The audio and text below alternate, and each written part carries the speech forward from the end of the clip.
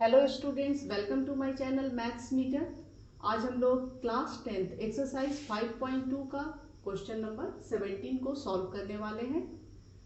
Question आपका ये है, find the 20th term from the last term of AP 3, 8, 13, 253। इस क्वेश्चन में ये आपको बताना है, अभी मैंने पिछले वीडियो में एपी के बारे में बताया, जिसमें कि मैंने आपको बताया कि स्टार्टिंग जो नंबर है, शुरू वाला जो नंबर है, उसके बाद जो नंबर 5th टर्म हुआ या फिर 20th टर्म निकालना मैंने बताया था। लेकिन इस क्वेश्चन में बोला गया है कि लास्ट से लास्ट टर्म, दैट मीन्स कि लास्ट वाला जो आपका नंबर है 253, उसके पीछे से आपको लेना है, लास्ट टर्म से आपको इधर 20th टर्म को बताना होगा। तो ये जो क्वेश्चन है, इसमें हमें लास्ट वाले से लेके 20th टर्म पे जाना है।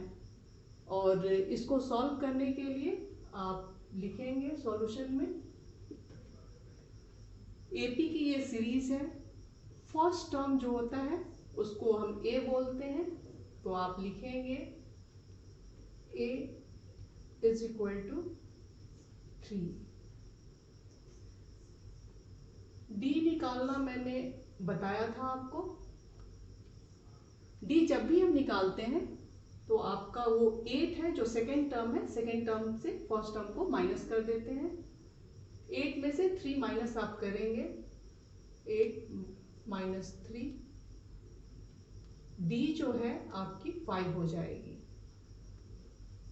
डी 5 हमें मिल गया है। और लास्ट टर्म जो है, लास्ट टर्म को हम एल से डिनोट करते हैं, तो यहां पर आप लिखेंगे एल इज इक्वल टू 253 और फाइंड करना है 20th टर्म को। तो एन यहां पे, एन आप यहां लिख लीजिए, एन 20 हो गया। और लास्ट टर्म से हमें निकालना है 20th टर्म को। इसका फॉर्मूला है स्टूडेंट, तो आप अच्छी तरह से लर्न कर लेंगे। मैं यहाँ आपको एक्सप्लेन कर दे रही हूं। ये आप लिखेंगे nth term from the n. Last से आपको nth टर्म निकालना है, तो आप लिखेंगे, यहां पर आप लिखेंगे l minus n minus 1 D. ये लास्ट से जब निकालना है, फॉर्मूला आपका ये हो गया nth term from the n, यानी कि लास्ट से आपको लेना है is equal to l, last term को बोलते हैं, माइनस n माइनस 1 डी। तो ये आप अच्छी तरह से लर्न कर लेंगे। और जब भी आपको इस टाइप का क्वेश्चन मिले तो इस फॉर्मूला को आपको यूज करना होगा।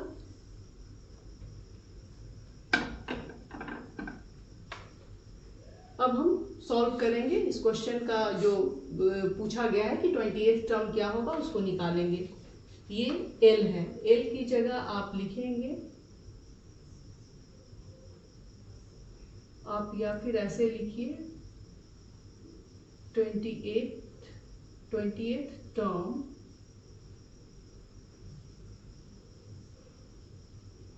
फ्रॉम द एंड, क्योंकि क्वेश्चन में यही पूछा गया है, फाइंड द 20th टर्म, तो हमने यहाँ पे लिखा 20th term from the end.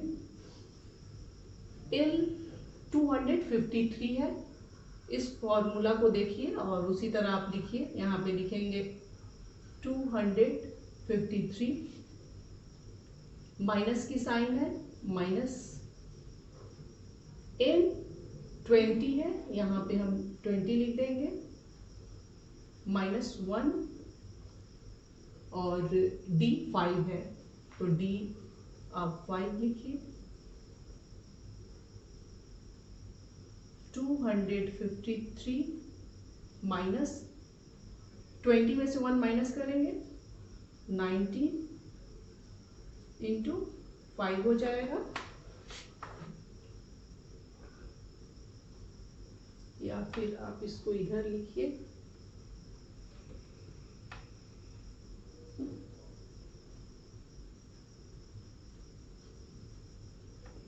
अब लिखेंगे 253 माइनस 19, 5 जब 95 होता है,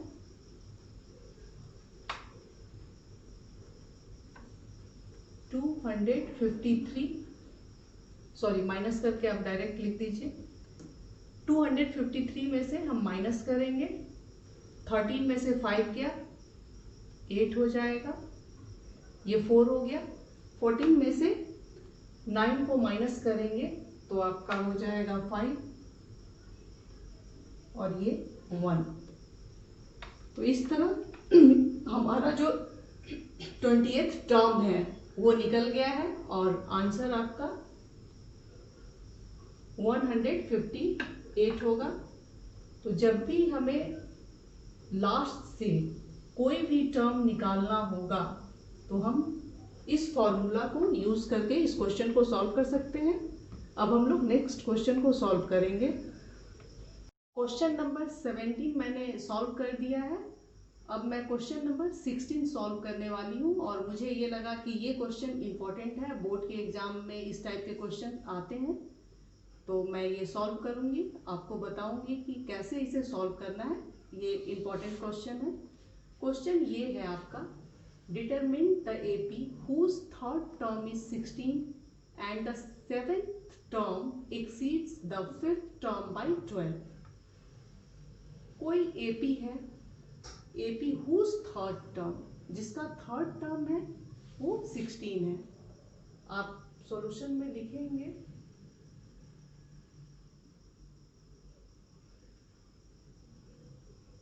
A3, थर्ड टर्म 16 है,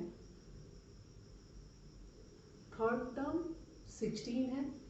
इसको आप जब भी थर्ड टर्म लिखना होता है, पिछले वीडियो में भी मैंने बताया है कि कैसे लिखना है, यहाँ भी मैं आपको बता रही हूँ।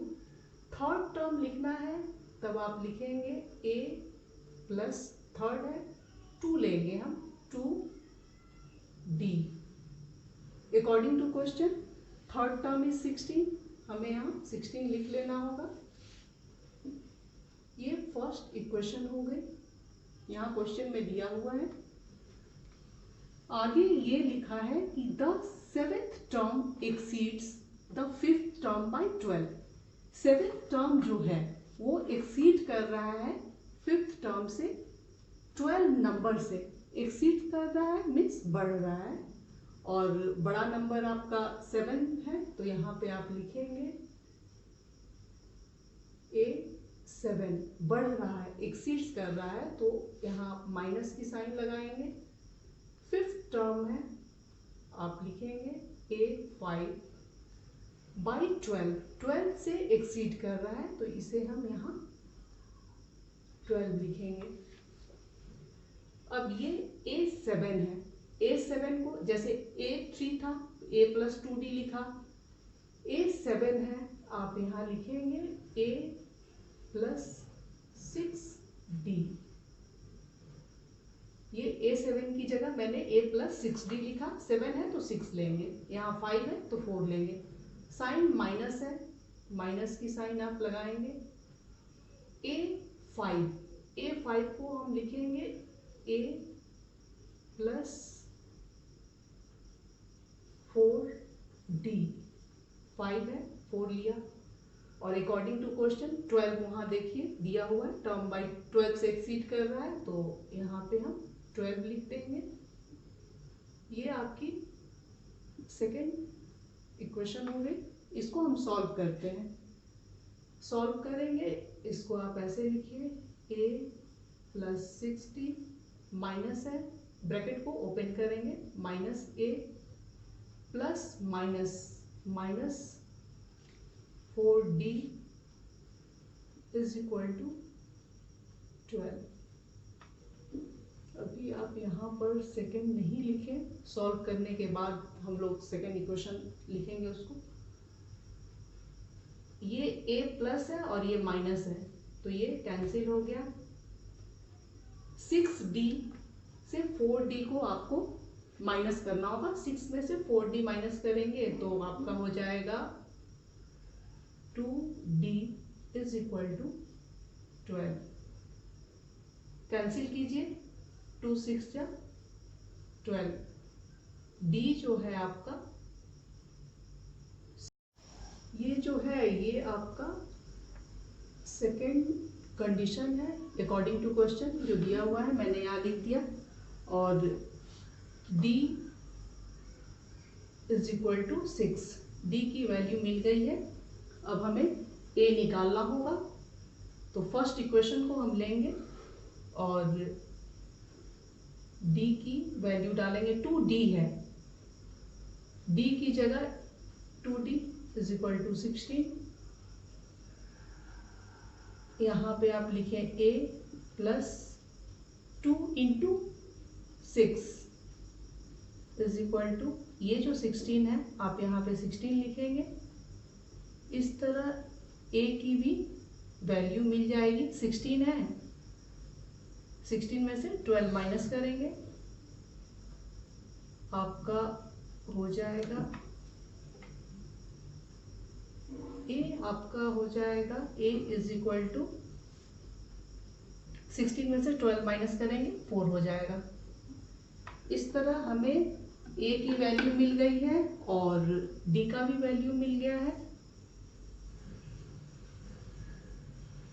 पर हमें AP बताना है कि अब हम AP बनाएंगे, AP की सीरीज बनाएंगे। A आपको मिल गया और D मिल गया, तो AP जब भी हम बनाते हैं AP की सीरीज, तो पहले A लिखेंगे,